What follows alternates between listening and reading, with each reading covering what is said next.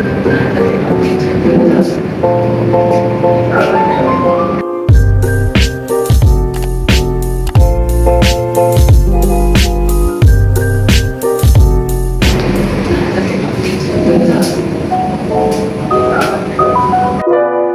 datang di kantor detektif kode. Saya Christine. Dan aku Sheila. Hari ini kita akan memecahkan misteri. Bukan kasus biasa, tapi misteri logika dan program Python yang bisa jadikan tugas besar kalian. Kita akan menunjukkan program yang lengkap. Apa itu? Nah, terdiri dari input-output, operasi aritmatika, relasi, dan logika, tingkat, while, dan for.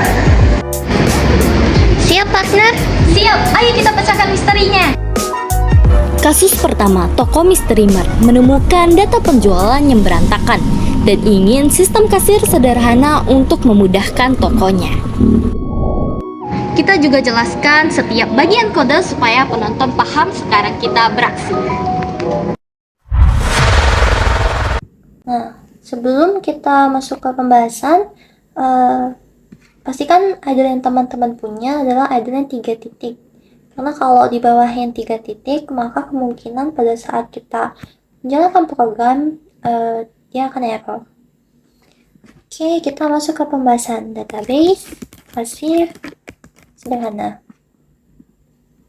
Inisialisasikan program dan input kasirnya. Oke, selamat datang di kasir sederhana.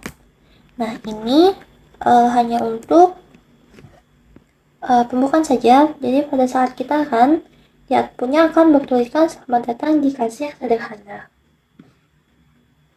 Nah, kemudian kita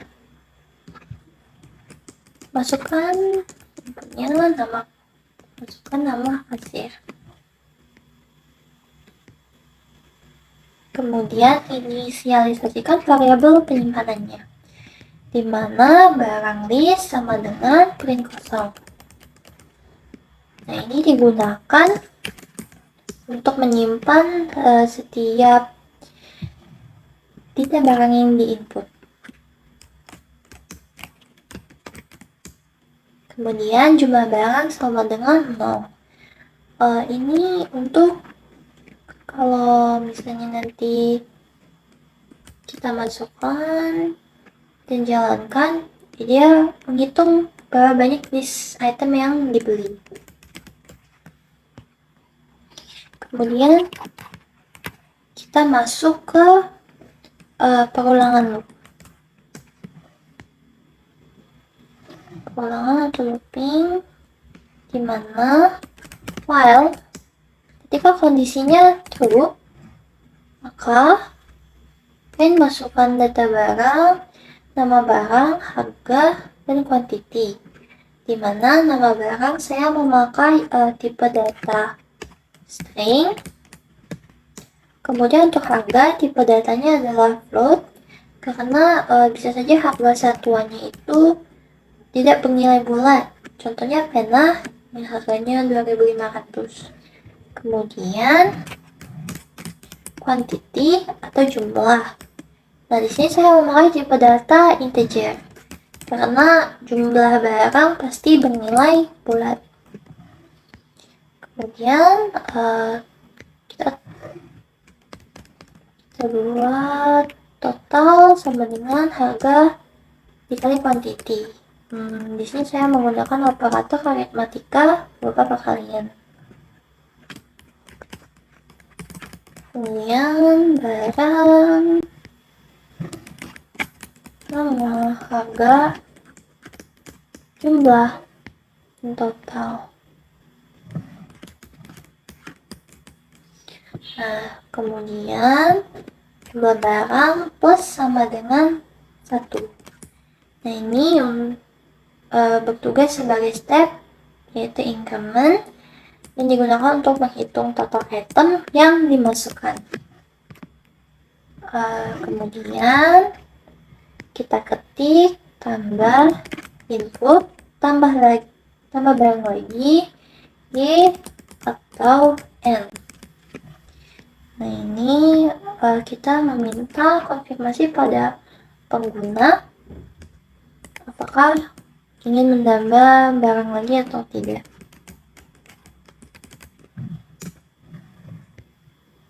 Kemudian saya di sini memakai elaborasi. Jadi ketika usernya mengetik Y atau N besar atau sebaliknya, maka program akan tetap terjalan dan tidak error. Dimana if tambah tidak sama dengan Y, di sini kita selipkan break. Jadi jika dia tidak sama dengan Y atau N, maka programnya akan berhenti. Kemudian kita menampilkan struknya.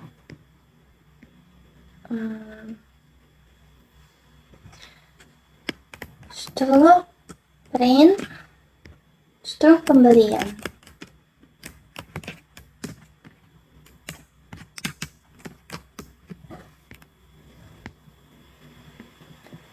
Nah, ini kita cetak dulu judul dan informasinya, yaitu kasir, nama kasir, dan kita print total item dalam kurung berawal jumlah barang. Kemudian print total sama dengan 0. Ini untuk kita inisialisasikan variabelnya dengan 0. Sehingga variabel ini disiapkan untuk menampung total harga dari semua barang yang ada.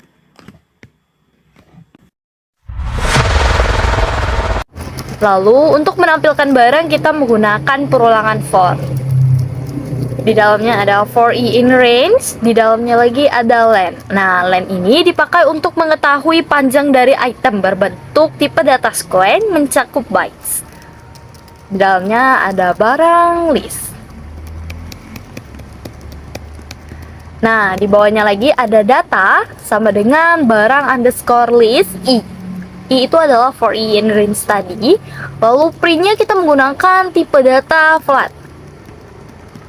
I plus 1 dikali data nama dikurang data jumlah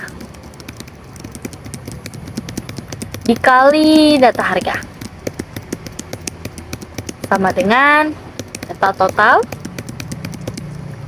Di bawahnya kita ketik grand underscore total plus sama dengan total menggunakan operator aritmatika. Lalu di bawahnya adalah outputnya, yaitu kita menggunakan print, tipe datanya adalah float, backslash, and total bayar, RP, grand total, sama dengan titik 2 float. Kita menggunakan tipe data float untuk total bayarnya. Lalu di bawahnya untuk input uang bayar, uang underscore bayar, menggunakan tipe data float, lalu uang yang dibayar. Lalu untuk kembaliannya kita menggunakan operator aritmatika, yaitu minus, kembalinya min grand total. Lalu di bawahnya kita menggunakan seleksi kondisi if bertingkat, yaitu if, elif, dan else. If-nya uang bayar lebih kecil dari grand total. Nah, ini menggunakan if plus operator relasi. Lalu di bawahnya adalah print. Jadi jika uang bayar lebih kecil dari grand total, berarti uangnya tidak cukup.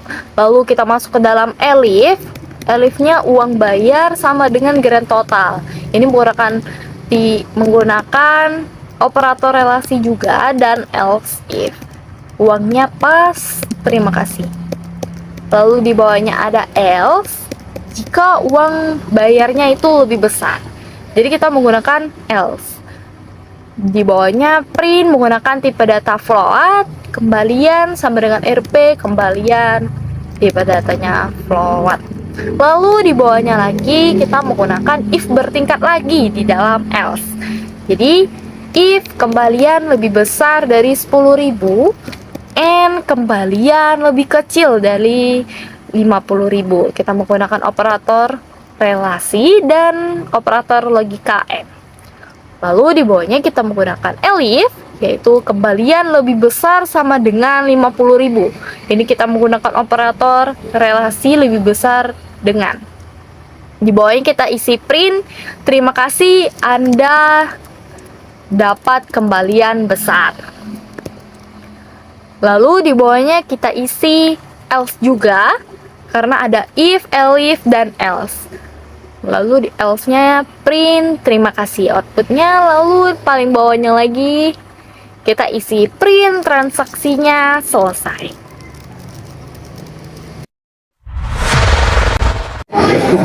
Untuk menjalankan programnya kita menggunakan F5 atau Fn plus 5. Nah, setelah kita jalankan programnya, maka akan muncul data barangnya, yaitu nama barang, pena, harganya 2.500 dan jumlahnya 5. Apakah kita ingin menambah barang lagi atau N? Kalau misalnya kita memilih Y, maka programnya akan terulang lagi.